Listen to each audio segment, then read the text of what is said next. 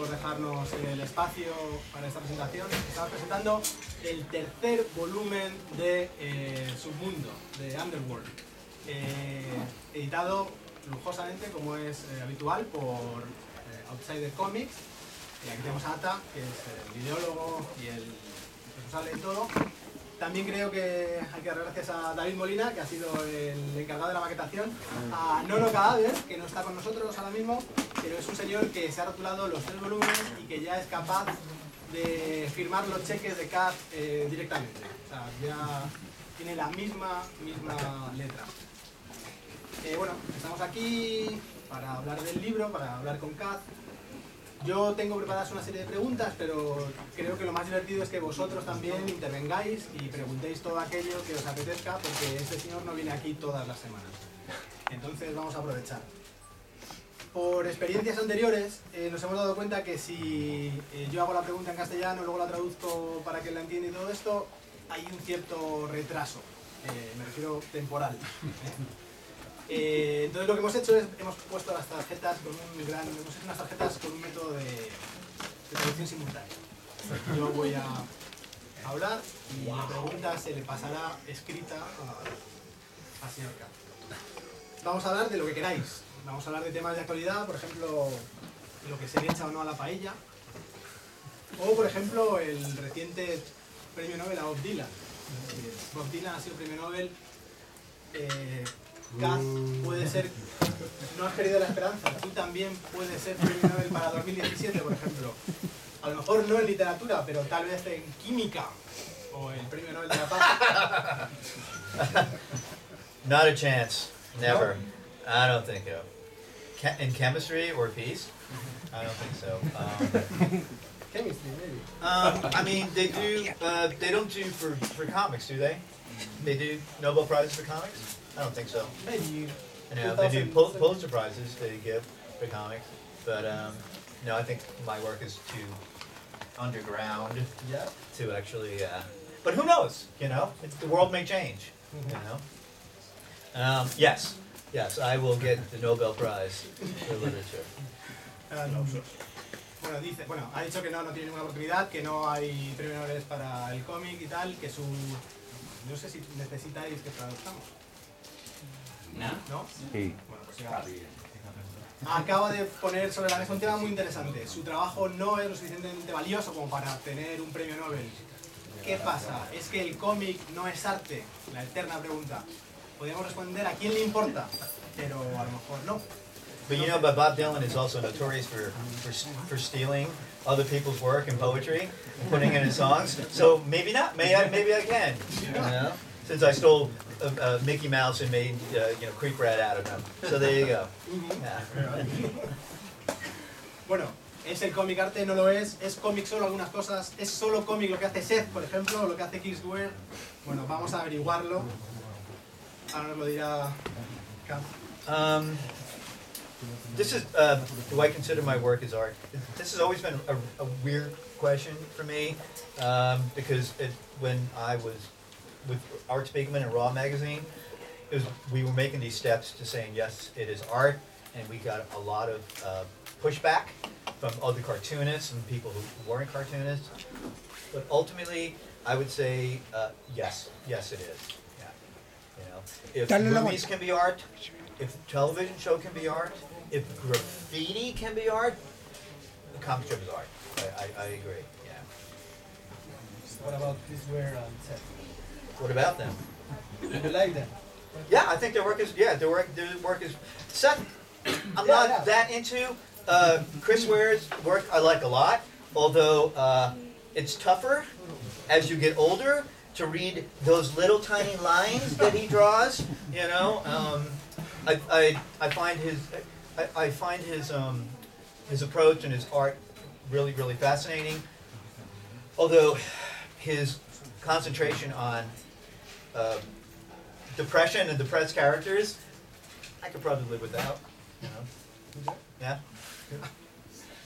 Bueno, le gusta Chris Ware, le gusta Seth, pero él, hablando con él una vez, me comentó que le gustaban las tiras de Dick Tracy de pequeño, las tiras de Peanuts, de Charles Schultz, las tiras de Harriman con Crazy Cat, pero una cosa que confesó es que de pequeño el personaje que más le gustaba era Bugs Bunny. Vamos a preguntarle por qué. Well, Bugs Bunny was very special to me when I was a child growing up. Bugs was one of those characters who he always had the right answer, and it was always the funny answer to every situation.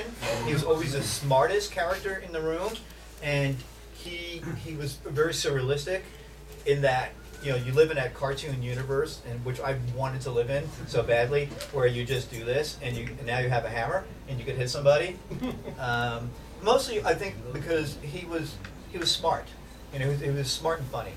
Yeah, that's the point. Because you say Bugs Bunny is smart, but he's always naked.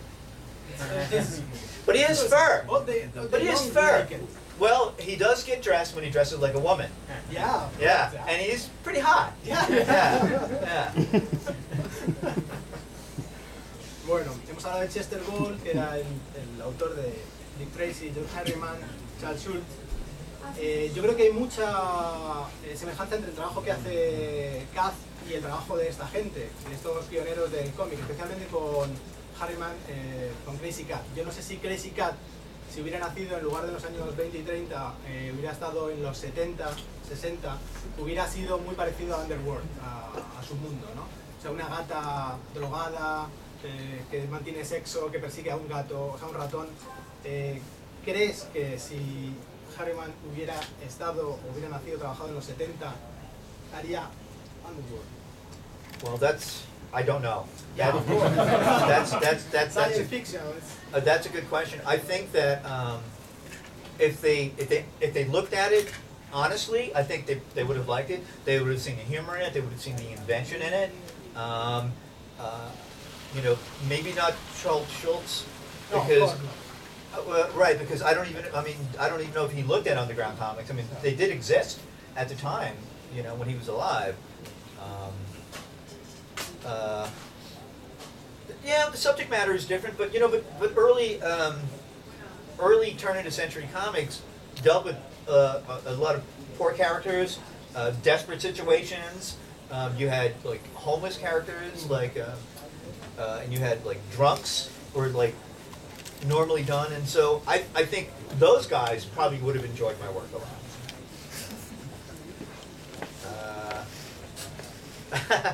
Well, you're asking me if you think Harriman would have done this similar thing to Underworld if he had worked in the 70s and 80s, and I don't know, that's a good question. I hope he would have. I hope that he would have, like, well, you know, I don't think that he felt constricted. You know, because he had, you know, William Randolph Hearst basically published him and said that he's not going to stop publishing him ever. And so he got to do what he really, really wanted to do. Maybe it wasn't in him to do that kind of work, to, you know, to play with those dark elements. But you know, but all the underground cartoonists I know loved Harriman's work because they saw that it came from the heart. Bueno, como no está, bueno, que a lo mejor sí Harriman hubiera hecho ese tipo de trabajos. O sea, él dice que Harriman cuando hacía Crazy Cat lo hacía desde el corazón y que también, bueno, esto es de la pregunta anterior, trataba a personajes desesperados que vivían en la calle, incluso borrachos. Entonces, bueno, que sí que hay ciertas similitudes, pero bueno, ahora si quieres... También no sé si os habéis dado cuenta que KAZ tiene un inglés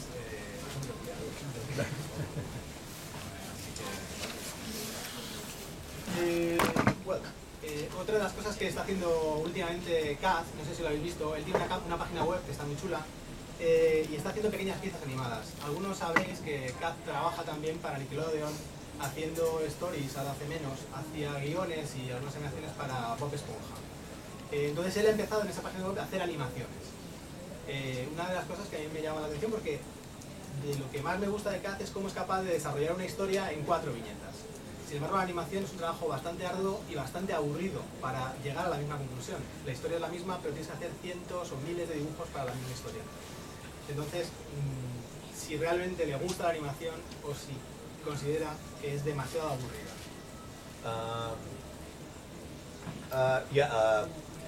Well, I actually don't animate. the question is here is if it's boring to draw the same character over and over again. Yes, it is. It's very boring.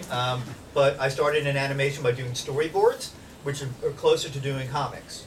You know, there's more panels than you would do in a comic, but it's more fun to draw and to write that way. And lately, my new job on SpongeBob is I'm writing scripts, so I'm not drawing anymore. So I have more time to draw at home.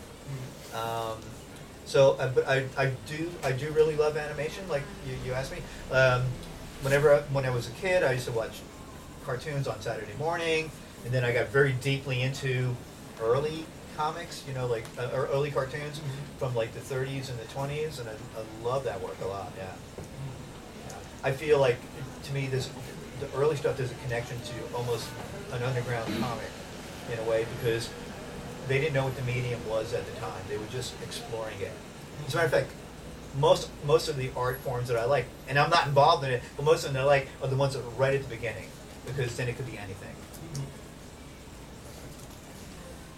Por supuesto, si queréis preguntar, por favor, hacedlo. Con total tranquilidad. Yo quiero preguntar. Si no, no os cojo.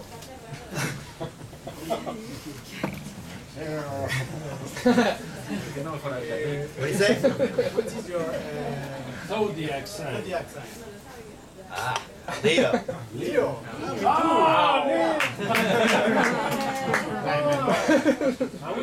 I like attention. I like art. You know. Yeah. And where was Jupiter when ¿Alguna otra pregunta esotérica? ¿No? Bueno, una de las cosas que antes estábamos hablando con KAZ es que es muy difícil ganarse la vida en Estados Unidos con el cómic, a pesar de que Estados Unidos es un enorme país, es un país grandísimo con muchísima población. Bueno, la segunda parte de esta pregunta es si él ha pensado en algún momento sindicar su tira, que es una forma, pues como hace Carlitos y Snoopy o Calvin y Hobbes, que se pueden publicar en diferentes países del mundo. The Leo, you were talking about the difficult to earn money with the comics in the United States, besides the huge country and the population. Right. So, have you to syndicate your... No, and I was also told by somebody who worked for a syndicate in no uncertain terms that we would never ever syndicate Underworld to a newspaper. That being said, there was a newspaper that was a daily newspaper called the Arizona Republic, very conservative newspaper, that wanted to be cool and hip. And so every Thursday they would have like this alternative paper that they would put within their paper. And so I had a comic strip in that. It lasted maybe 2.5 months before they ran a comic strip in which it said, "You're gone. You know, this is too horrible. We can't do this." And it had to do with a transvestite, and a man dressed like a baby wants breast milk, right? And he sees a transvestite, but it's a fake breast, and it was just horrible for them, right? But it was very funny because what happened was that morning, the editor called me, and he said, "Hey, there's a lot of negative stuff about your comic strip. It's great. We're getting a lot of attention." And then, like 3 hours later, he says, "Hey, there's more negative stuff coming in. It's really great." And then 3 hours later, "I'm sorry, but you're fired." Bueno, no es broma lo de que preguntéis, porque esta ya es mi última pregunta. Entonces, aquí estamos entre amigos, ¿Quién ha todos... rotulado las preguntas? Yo. ¿Alguna queja? No, era una pregunta. Bueno, estamos entre amigos, a todos nos gusta KAZ, nos gusta Underworld, no tenemos problemas porque haya bebés vestidos de adultos o travestis con pechos de plástico y tal. Pero no siempre se puede elegir a los lectores, ¿no? ¿Qué pasaría si de repente KAZ, al final, en la línea ya final de la campaña electoral, descubre que Donald Trump dice: "Underworld es la tira que más me mola, me encanta Underworld"? I would have to burn every comic and all the books that you bought today. It would just drive me crazy. Growing up around New York City and then living in New York City, you see that stupid Trump name on all these buildings. and he's such a big asshole, and he's always been such a big asshole that I'm shocked as how far he has gotten in this election. I'm watching it. I'm shaking. I'm sweating. I'm like, I can't believe it's happening. But hopefully it'll end pretty soon. Or no. Well, he loses. He's going to start a whole television network. They're saying, but he doesn't have the votes for it. I know it's scary. I know. I'm moving to Spain. It's great. It's Yeah. Yeah. Bueno, vamos a preguntar, animaos. Santi, tú tenías cara de querer preguntar algo. Santi, Yo quería preguntar algo. ¿no tienes una No pregunta? voy a preguntar nada. ¿No? ¿Seguro? Yo tengo una. ¿Estás bien? Santi, ánimo. ¿Quieres que la haga? Sí, claro. No, pero A ver, yo la hago en castellano y tú se la traduces. No, déjame el papel que ya está traducido. Que te deje el papel que ya está traducido. He's going to ask me some political question now. Yeah. Yeah. He wants to ask the question. Aborrezco España. Es una mierda de país que lo odian en todo el mundo. Tú que eres estadounidense, cuando sales por ahí fuera, ¿cómo lo llevas, digamos, no? Porque lo digo porque el ejército de tu país, desde que terminó la Segunda Guerra Mundial, ha provocado cerca de 300 guerras y con casi 30 millones de muertos de víctimas mortales, ¿no? Pues a ver cómo lo llevas eso. Yeah. And what did you feel being North American Right. after the As the Americans have killed so many people around the world, they haven't killed enough. There's too many still alive. No han matado todo lo que deberían. No, si la lista sigue. Más preguntas. You're such an ¿Qué anarchist. pensó cuando se enteró de que lo iban a traducir y a publicar en España? Que es una cosa que solo se le ocurre al loco de Outsider Comics. Y no entiendo cómo no se le ha ocurrido antes a nadie, ¿no? Y me alegro por otro lado, por ATA y Company. ¿Qué pensó? Oye, te van a publicar y traducir en España. What did you think when ATA phoned you and tell we're going to publish your work in Spain? Oh, I was really, really happy. I'm always happy to see it published in other countries. I've had my books published in South America, in France, in Italy, but nothing's really stuck. Maybe one or two books, and then nothing happens. But here in Spain, everybody loves the work, and I think there's got to be something in the Spanish spirit and the Spanish humor that I have inside myself too. So I'm very, very happy. I'm so glad to be here. Yeah, it's great. Yeah. Tenía abuelos andaluces, ¿no? No, lituanos. Yo quería preguntarle qué impresión se ha llevado de Molina al llegar aquí. What do you think about Molina? Molina. Never mind. I love Molina. It's a neighborhood.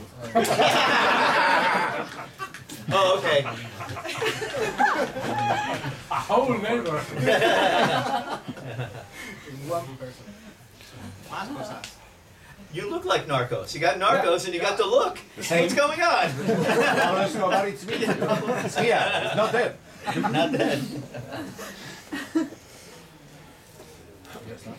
Bueno, Well, that's tampoco hay good. que extender más esto. Una cosa. Yo quería saber, cuando empezó a publicar para RAW, quería saber si es que le llamó Spielman y entonces quería hacer historias un poco más intelectuales para poder encajar en el RAW, o fue al revés. Y cuando empezó a hacer alguna más intelectuales cuando le llamó Spielman. How did you start to publish in RAW? Was Spiegelman the one who phoned you because his magazine was too intellectual, or was you? Well, I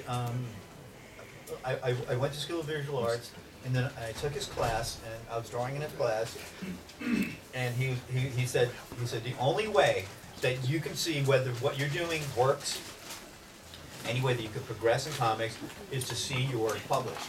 So go out and get your work published. And he said, at the time in New York City, there were a lot of alternative underground newspapers. And so I sat down, like, I'm a cartoonist, I'm going to create a comic strip. And so I created the comic strip about this little rock and roll band called The Tests. And so I went to one newspaper, and he said, yeah, we're going to run it. And then they didn't run it. And so then I went to another one, and I said, we're going to run it. And what happened was, both of those papers came out in the same week. And the one paper said, what do we need to do to keep you just to do for our paper? And so, well, give me money, pay me. And so then I started getting published every month while I was still in school. And so, and then he dropped my comic strip at one point. And I was like, oh my God, like, I suck now. But I worked really hard. I went back to them and I sold them a full-page comic strip. The stuff that you see that was in Buzzbomb, my very first book, a lot of that stuff was initially in a New York Rocker. It was the paper, yeah. So I need to translate that, but that's a long answer. How do you start to work for the hospital? Well, I was his student. I was his student, and he saw the work that I was doing in class, and he started Raw magazine, and he said, "Would you?" I remember he called me up. I was in New Jersey with my family, and he called me and said, "Would you like to be in a new magazine I'm starting?" I said, "Yeah." And so there's one strip that he liked, and so I did a little bit more work on it, and it was amazing. It was just, at my age, to get there, I think maybe I was 20 years old or something, to get published in such an international avant-garde comic book. At the time, they really didn't exist in America, but it went around the world, and yeah, it started my career. Yeah, and he's always been behind my career, even to this day. Like, yeah.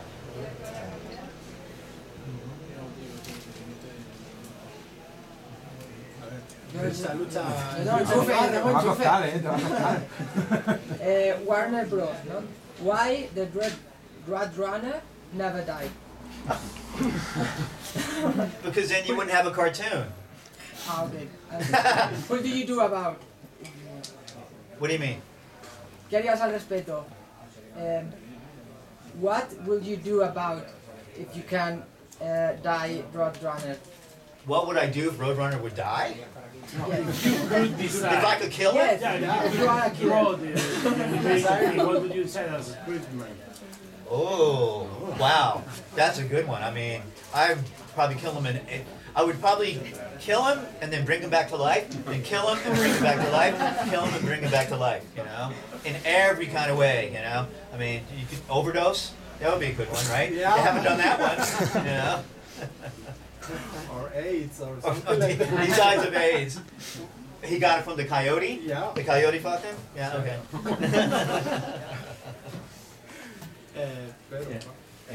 You said that you were a friend with Adam Spiegelman. Have you ever think about a crossover between the creep rat and the Mouse? What happened there? Oh, no. That's like sacred space for him, that mouse.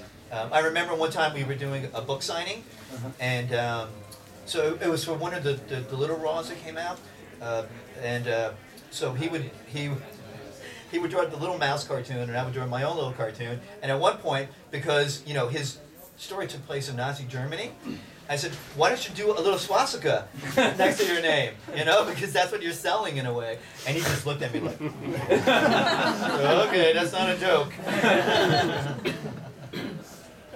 I don't. Creep Rat. It would be interesting if Creep Rat was in Auschwitz, Creep Ratschwitz. He would go in the oven, but he would come out and he'd throw himself back in the oven, I guess. I don't know.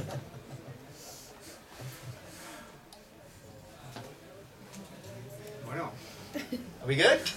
¿estamos? ¿Cerveza? Hay más firmas, podéis hablar, si sois muy tímidos, directamente con él, cuando voy a firmar el libro. Mientras no hay más, ¿Qué la música escucha cuando dibuja, cuando pinta? ¿Do you listen to tema favorito? Yeah, I do. But not when I'm writing. Well, sometimes I'll listen to music, but it can't have words in it. because it gets sort of mixed up in my head. But yeah, I listen to a lot of stuff. Yeah, a lot of underground rock and roll. It's funny that the Espiritu Rock and Roll show, all that stuff. I listen to all that stuff. That's some of my favorite rock and roll, underground stuff. And when we did this, the other radio show, the Residents. I love all that stuff. Stuff that's anything that's weird and fun and wild and rocking. I love it. Bueno, pues yo creo que lo mínimo, ¿no?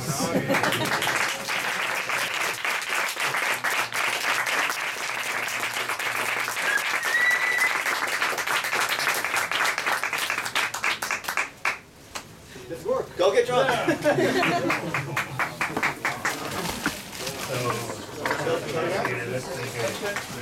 In the middle?